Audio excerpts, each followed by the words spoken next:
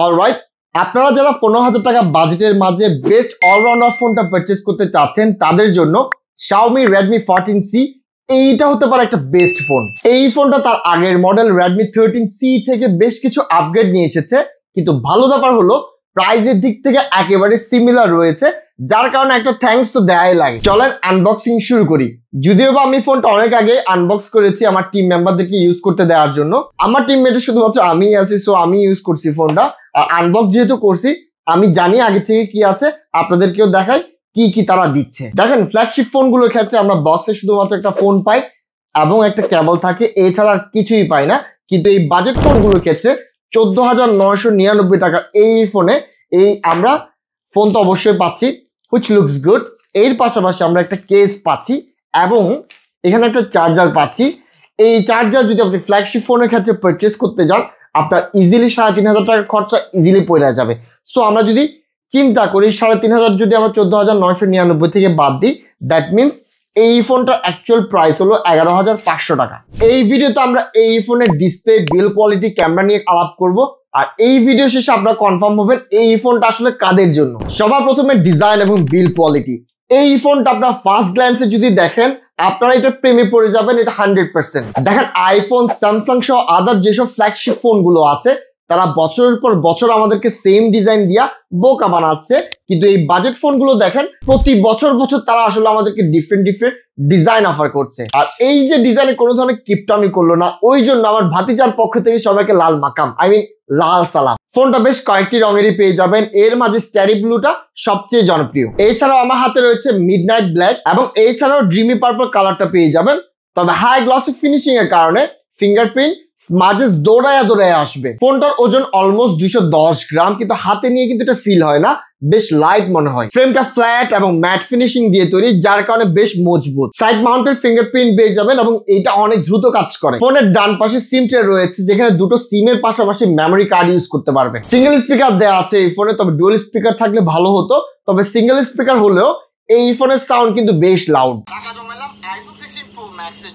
ফোনটা বেশ বড়, তবে বড় হওয়ার পরও আপনি এক হাতে নিয়ে স্ক্রোলিং করতে আপনার তেমন একটা ঝামেলা ফেস করা লাগবে না। ডিসপ্লে এবং ভিজুয়াল এক্সপেরিয়েন্স নিয়ে আলাপ করা যাক। Xiaomi Redmi 14C এইটার ডিসপ্লেটা বেশ বড়, 6.8 ইঞ্চ IPS LCD ডিসপ্লে দেওয়া আছে এই ফোনে। যদিও বা এই ফোনটা 1080p সাপোর্ট করে না, তারপরও 120 Hz রিফ্রেশ রেট থাকার কারণে বেশি স্মুথ ফিল হবে। ফোনে মেনু নেভিগেট করা এবং পেজ স্ক্রলিং করার সময় রিফ্রেশ রেটের সুবিধাটা আমরা সবাই স্পষ্ট বুঝতে পারি। যারা গেমিং পছন্দ করেন তাদের জন্য এটা অনেক কাজে আসবে। আগেই জানিয়েছি ডিসপ্লে রেজোলিউশন আইফোন 11 এর মতো 720p, যা সাধারণ মিডিয়া কনজাম্পশনের জন্য আপনার তেমন কোনো বড় হেডেক ফিল হবে না। হাইয়েস্ট ব্রাইটনেস 600 নিটস হলেও আপনি দিনের বেলাতে এইটা সূর্যের সামনে গেলে আপনার একটু ঝামেলা ফেস করতে হবে, কিন্তু ইনডোরে এইটা নিয়ে আপনার কোনো ধরনের ঝামেলাই ফেস করা লাগবে না। ডিসপ্লের চারপাশে মোটা বেজেলস রয়েছে এবং ডিউ ড্রপ নচ, এবং এইটাকে আমি আসলে এত বেশি নেগেটিভ বলতে চাই না, কারণ টেকনিক্যালি যদি হিসাব করি এটা 15,000 টাকা একটা ফোন, কিন্তু আপনি চার্জার যদি সরাই নেন তাহলে এইটার দাম কিন্তু আসলে 11,500 টাকা। সো তাই আমি এটাকে বেশি নেগেটিভ বলছি না। ব্যাটারি চার্জিং স্পিড নিয়ে আলাপ করা যাক। দেখেন, এই ফোনটা কিন্তু বিশাল, আর এইটার ব্যাটারি সাইজটা অনেক বিশাল। 5160 mAh ব্যাটারি দেওয়া আছে এই ফোনটাতে। আর এই ফোনটা যদি আপনি সেকেন্ডারি ফোন হিসেবে ইউজ করেন, ট্রাস্ট মি, এটা আপনার 2 থেকে 3 দিন লাস্ট করবে। তবে আপনার যদি এটা বেসিক ফোন হয়ে থাকে, একমাত্র ফোন হয়ে থাকে, তাহলে আপনাকে ইজিলি একদিন সাপোর্ট দিবে। এবং 18 ওয়াট ফাস্ট চার্জিং এই ফোনটা সাপোর্ট করে।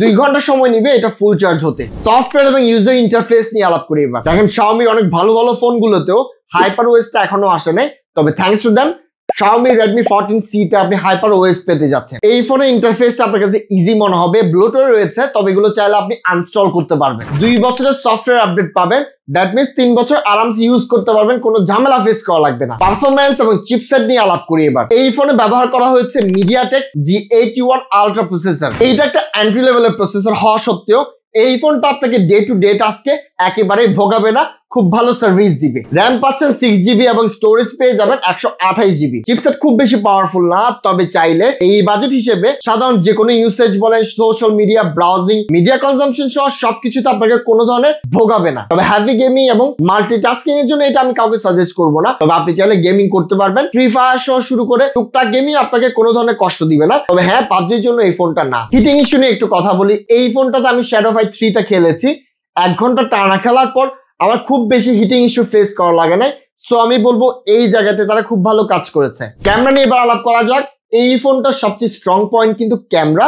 চলেন দেখি ক্যামেরাটা আসলে কত ভালো। দেখেন 14,999 টাকা এই বাজেটে আপনি পেয়ে যাচ্ছেন 50 মেগাপিক্সেলের এআই ক্যামেরা। এই ক্যামেরা দিনের বেলাতে আপনাকে খুব ভালো পারফরমেন্স দিবে, সব ছবি তুলে দিতে সক্ষম এই ফোনটা। তবে আলোটা একটু কম হলে এবং রাতের বেলাতে এইটাকে আমি খুব বেশি ভালো বলতে পারছি না, তবে কাজটা চালানোর মতো পারফরমেন্স পেয়ে যাবেন। এছাড়াও রয়েছে 2 megapixel depth sensor. Video recording এর জন্য পেয়ে যাচ্ছেন 1080p 30 fps পর্যন্ত সাপোর্ট, এবং সেলফি শুটার হিসেবে রয়েছে 13 মেগাপিক্সেলের ক্যামেরা। এইটাতে আপনি দিনের বেলাতে কিন্তু ভালোই সাপোর্ট পাবেন, খারাপ না, ঠিকঠাক পারফরমেন্স দিয়ে দিবে। এইবার আসি আসল আলাপে। এই ফোনটা আসলে কাদের জন্য? আমি দুই ধরনের মানুষকে এটা সাজেস্ট করবো। নাম্বার 1 হলো এই ফোনটা আমার কেন জানি মনে হচ্ছে এবার জাতীয় ফোন হতে যাচ্ছে। যারা সারাদিন ফোন নিয়ে ব্যস্ত থাকে না, ফোনে গেমিং করে না, লাইট ইউজার হিসেবে যারা আছেন তাদের জন্য এই ফোনটা পারফেক্ট। ক্যামেরাটা মোটামুটি ভালো হবে এবং ব্যাটারি লাইফটা খুব ভালো।